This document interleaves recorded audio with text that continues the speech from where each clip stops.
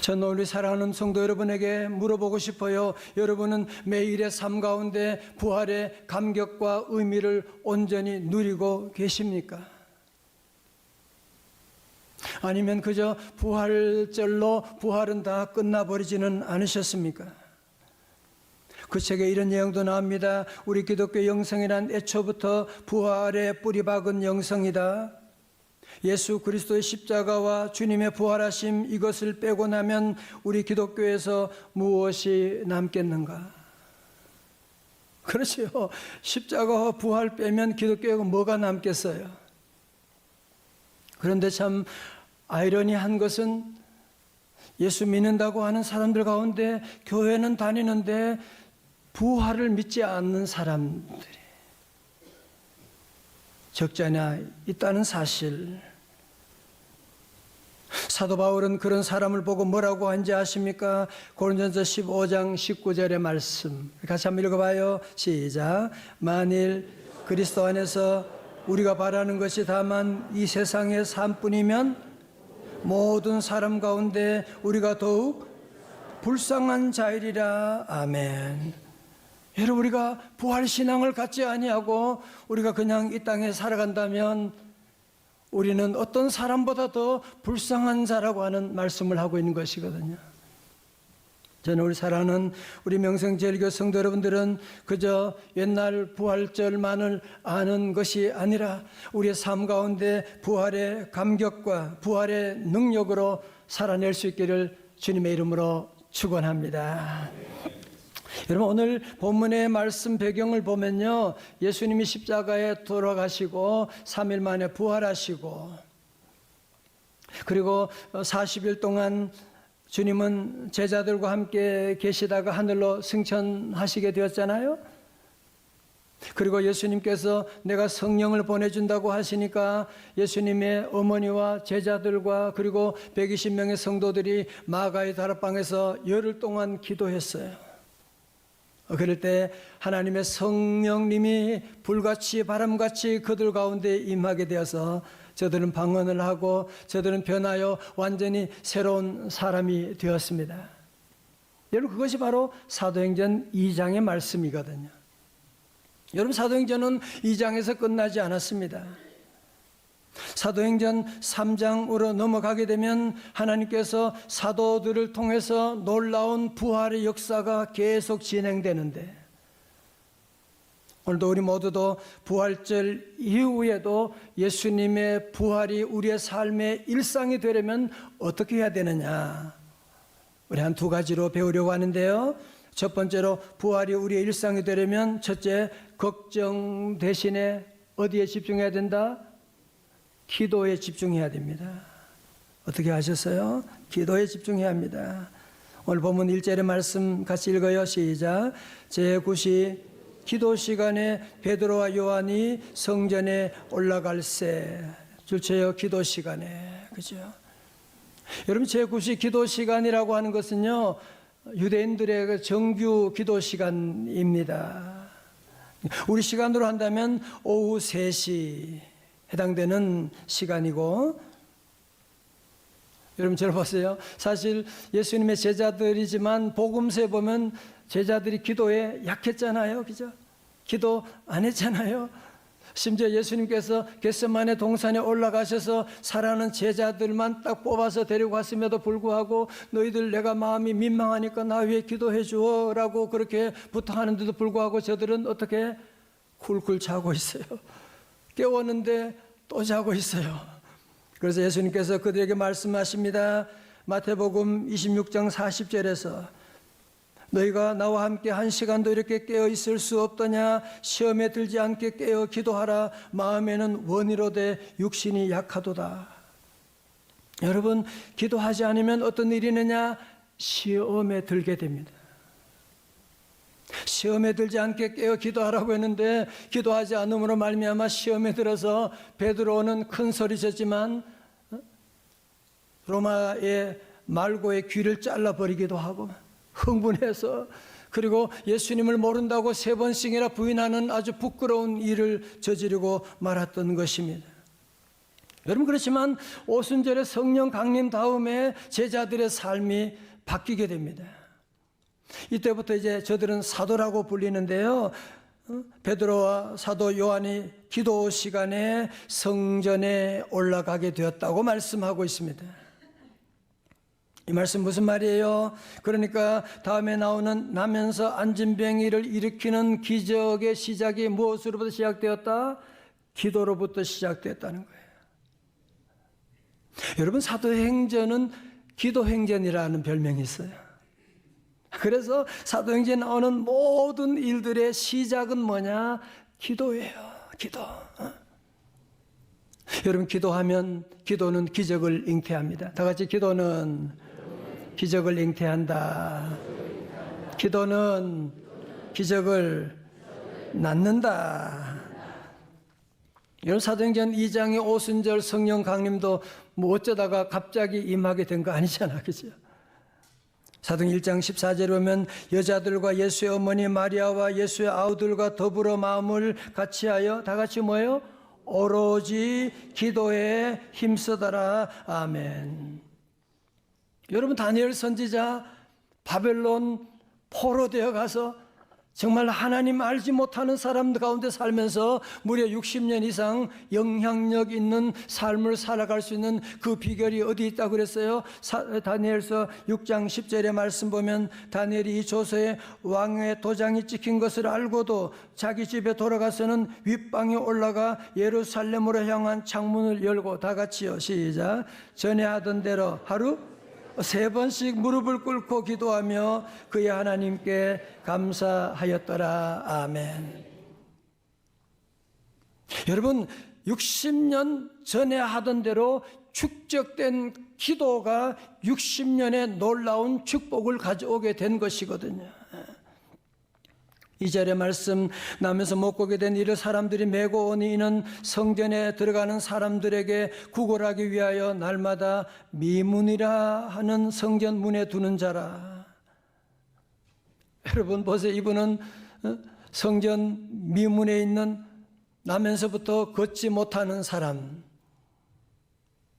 그래서 누군가 자기를 업어서 성전 미문에 갖다 놓으면은 그는 거기 오가는 사람들에게 구걸하면서 하루하루 연명해 가는 사람. 성전 문 앞에 있었지만 성전 안에는 한 번도 들어가 본 적이 없는 사람.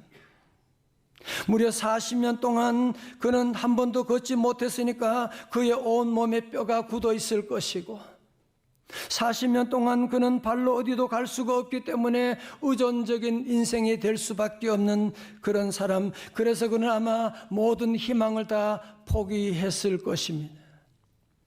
그러나 첫 번째로 사도들의 기도로 기적이 잉태되었습니다. 두 번째로 부활이 일상이 되려면 문제 대신에 누구 이름에 집중해야 된다? 예수 이름에 집중. 오늘 다 아시네요. 예수 이름에. 다 같이 예수 이름에. 여러분 3절 보세요. 그가 베드로와 요한이 성전에 들어가려 함을 보고 구걸하거늘 4절 시작. 베드로가 요한과 더불어 주목하여 이르되 우리를 보라 하니. 아멘. 여러분 사실 베드로와 요한이 성전을 지나가다가 이 사람 본 적이 왜 없었겠습니까? 여러분 그러나 그때는 그냥 지나쳤어요. 그냥 주목하지는 않았어요. 영적인 무기력 가운데 있을 때는 그런 아픈 사람들이 눈에 보이질 않아요. 내가 지금 힘든데 무슨. 그렇지만 성령님께서 그날은 그의 삶 가운데 충만하게 하셔서 그의 눈 가운데 거기 있는 안진뱅이를 주목하기 시작하는 거예요. 그를 보는 순간에 가슴이 뜨거워지기 시작하는 거예요. 그를 보는 순간에 그의 모든 아픔이 자기에게도 밀려오게 되는 거야. 그럴 때 그는 과감하게 외치기 시작합니다. 그것이 바로 오늘 3장 6절 요절 말씀인데요. 3장 6절 요절 말씀 다 같이요. 크게 시작. 베드로가 이르되 은과 금은 내게 없거니와 내게 있는 이것을 네게 주노니 나사렛 예수 그리스도 이름으로 일어나 걸으라 하고. 아멘. 이 방송이 좋으니까 전체가 막 울리네요. 같이 여러분 소리가 잘 들어오게 되고 너무 감사해요. 여러분 베드로는 그에게 말합니다. 은과 금은 내게 없거니와. 세상의 모든 사람들은 늘 자기에게 없는 것에 집중하잖아. 없는 것 때문에 열등감에 빠지게 되고, 없는 것 때문에 속상해하고, 그러면서 좌절할 때가 얼마나 많은데, 오늘 여기 나오는 베드로, 요한은 없는 것 때문에 낙심하지 않았습니다. 없는 것 때문에 기죽지 않았습니다. 그는 도리어 자기 가진 것에 집중했습니다. 자기가 가지고 있는 것이 무엇이었습니까? 그것은 바로 나사렛 예수 그리스도의 이름이었습니다. 예수 그리스도 이름이면 그는 충분하다고 믿었습니다. 예수 그리스도의 이름에 능력이 있다고 믿게 되었던 것입니다.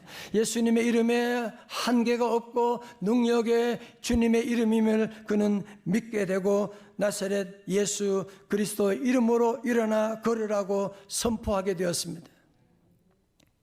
성도는 보세요. 선포라고 하는 것이 또 중요해요. 저들은 그냥 입에 넣고 웅얼웅얼 거리지 않았어요. 생각만 하지 않았어요. 안 됐다 생각만 하지 않은 것이 아니라 나사렛 예수 이름을 그에게 선포했다고 하는 사실. 여러분, 선포는 뭐와 같으냐? 마치 총알이 총에서 나가는 것과 같은 것이에요. 많은 성도들이 믿음 생활하면서 좋은 좋은 음식점은 아주 널리 선포하면서 복음을 전할 때는 입을 다물고 있는 분들이, 그래서 아무런 능력이 나지 않는 거예요. 이제 우리도 가진 것이 없지만, 부족하지만 이제는 예수 이름으로 선포해야만 합니다. 할렐루야. 예수 이름으로 선포하고 나가고, 그리고 7절에 오른손을 잡아 일으키니 발과 발목이 곧 힘을 얻게 되고, 그래서 예수 이름으로 일어나 걸으라고 오른손을 잡아 일으켰더니만 발과 발목이 힘을 얻게 되는 40년 동안 죽었던 신경세포가 살아나게 되고, 성령의 전류가 흐르기 시작해서 8절의 말씀 다 같이요. 시작. 그러므로 그들과 함께 성전으로 들어가면서 걷기도 하고 뛰기도 하며 하나님을 찬송하니. 할렐루야. 그는 걸었네, 뛰었네, 찬양했네. 어디로 들어갔어요? 성전 안으로 들어가서 그는 걷고 뛰기도 하면서 하나님 여호와를 찬송하게 되었던 것입니다. 여러분 가운데 베드로가 이제 정말 대단한 인물이 되었네 라고 본다면, 여러분 지금 성경을 잘못 보고 있는 것입니다. 베드로가 대단한 것이 아니라 베드로 안에 계신 부활의 주님이 대단하신 줄로 믿습니다.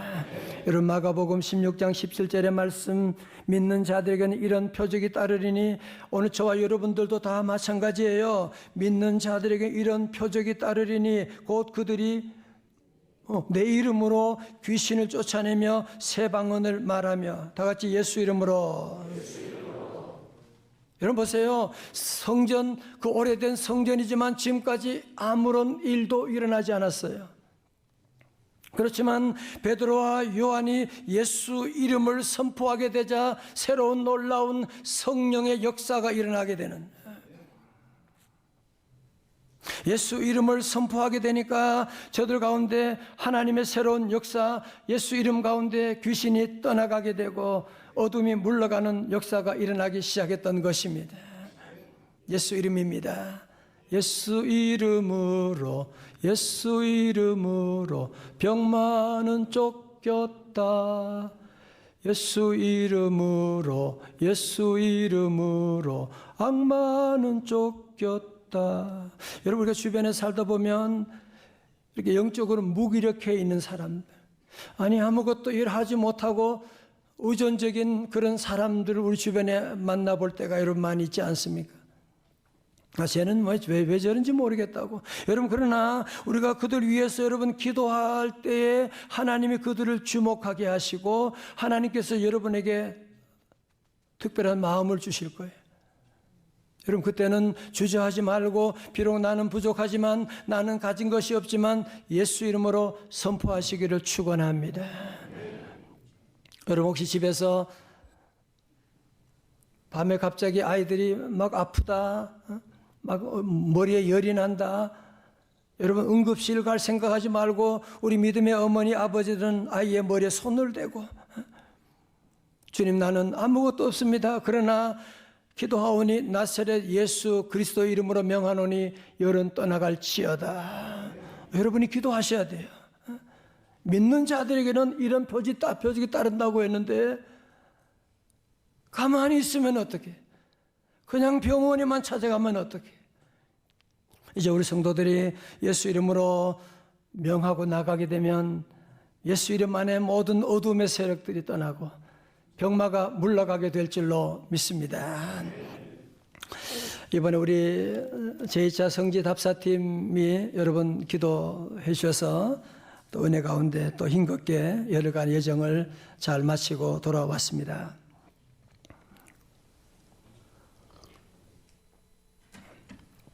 우리 일행이 바울의 발걸음을 따라서 이제 그리스 아테네를 지나서 다섯째 날에 로마 폼페이를 방문하게 되었어요. 로마 폼페이를 방문하게 되었는데 폼페이는 이탈리아 남부 나폴리 부근의 고대 도시로 주 79년 8월 24일에 베수비오산, 저 뒤에는 베수비오산에 분화가 일어나게 됐어요. 엄청난 분화가 일어나는데 거기에 있는 모든 화산재와 엄청난 양의 흙과 돌이 순식간에 바람이 그날따라 폼페이오 쪽으로 불게 된 거예요. 그래서 폼페이오를 완전히 덮어버려서 역사가들은 이 폭발로 폼페이 인구의 약 10%인 2,000명이 그 안에서 화산재에 파묻혀 죽었다고 하는데 불과 18시간 만에 이런 일이 일어났던 것입니다.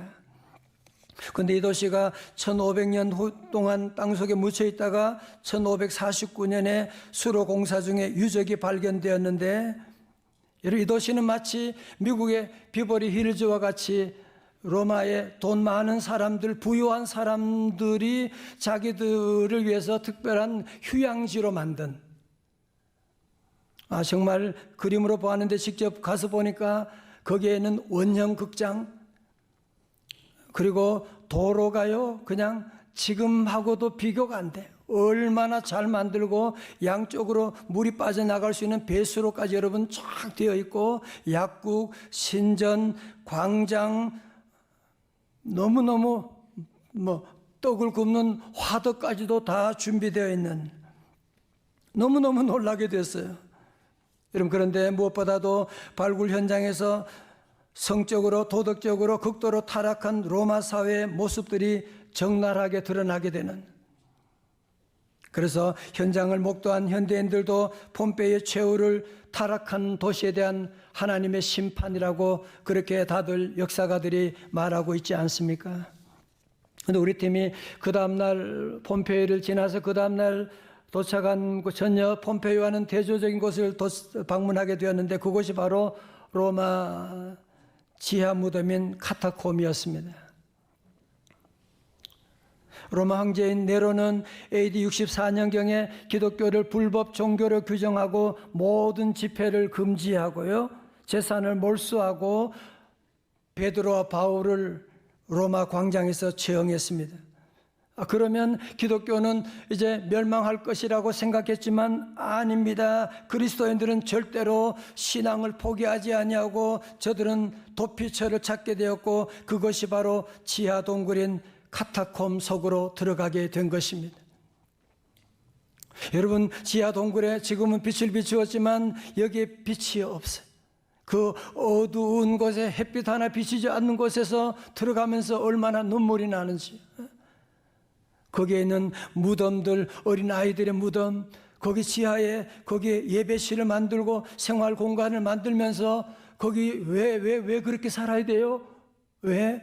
예수 그리스도 십자가 부활의 복음을 지키고 믿음 지키기 위해서 저들은 무려 수백 년 동안 거기서 생활하게 되었던 것입니다.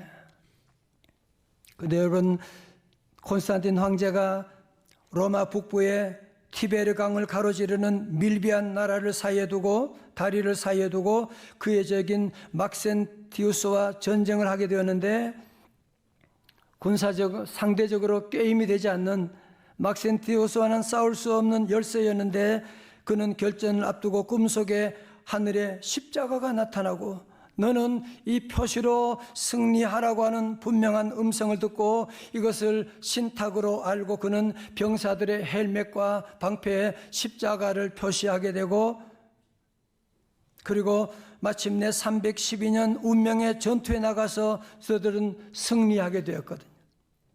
그래서 콘스탄틴 황제는 이것이 하나님이 자신에게 가져다 준 승리라고 확신하고 그 다음에 AD 313년에 밀라노 칙령을 발표해서 모든 기독교인들 신앙의 자유를 선포하고 재산을 다 회복시키도록 하게 되었던 것입니다.